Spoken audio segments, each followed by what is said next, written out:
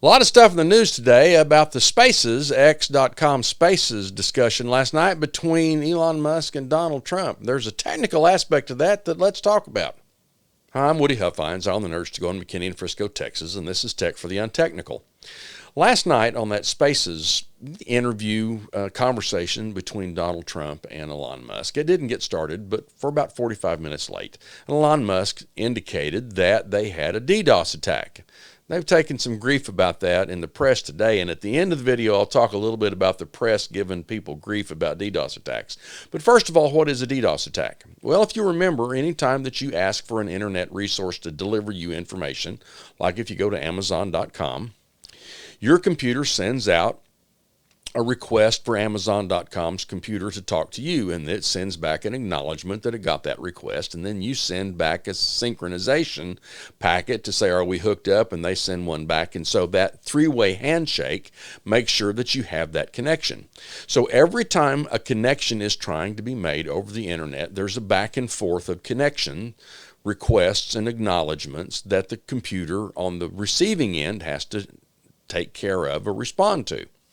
Well, what a distributed denial of service attack does is it overloads the computer that's on the internet with requests by usually generating a bunch of requests from a bunch of different computers or a bunch of different internet resources all over the world. That's why it's called a distributed denial of service. Now, there are botnets out there, and the botnets might have computers, they might have Internet of Things devices. Some of the botnets that have been discovered have as many as millions, tens of millions of computers or robots that they can use to bombard your website.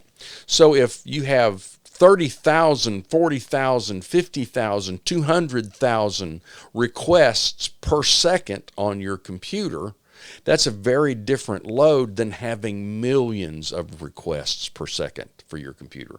So that's what a distributed denial of service attack is. If you've got kids or you've got grandkids or if you've ever taught Sunday school, it's that same thing where you got 27 different inputs that you're trying to respond to. You get overwhelmed, you can't get any of them covered. That's what a distributed denial of service is. Now, the next question that some of the people on the technical side, and especially on the news side, has talked about is, was it really a denial of service, or was Twitter just not, or X.com just not capable of handling that big a load? Well, from my perspective, it looks like that it was a distributed denial of service attack because they got it fixed pretty quickly.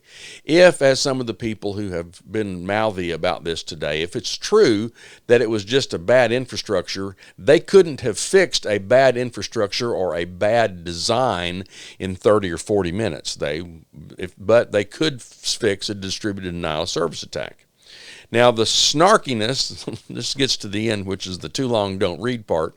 The snarkiness is what really was the load that they were dealing with. And CNN's been a little snarky today about the whether it was a distributed denial of service attack or not.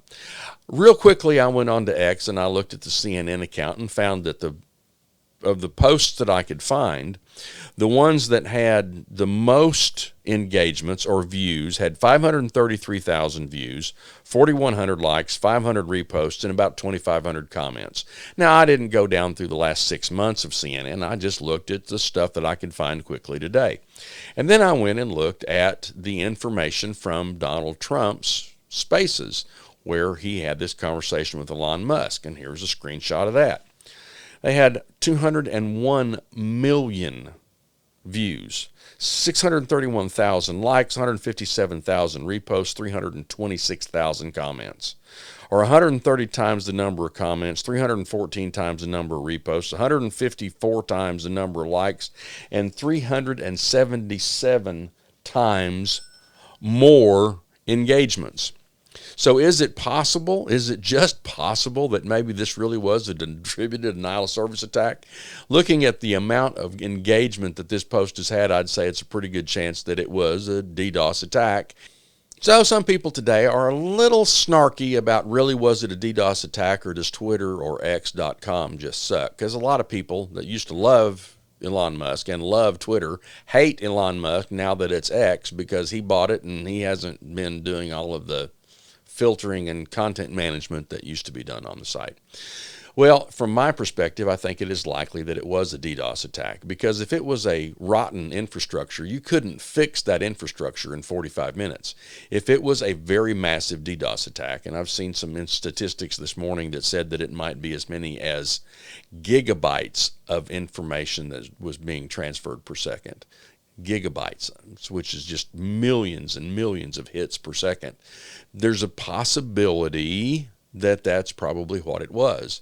If you have any questions about DDoS or how you can protect your business from DDoS, if you got a business of your own, give us a call at Nerds to Go. We'll help you out. If you found this information helpful or gave you some insight that you didn't have before, mash the like button. It really helps me out.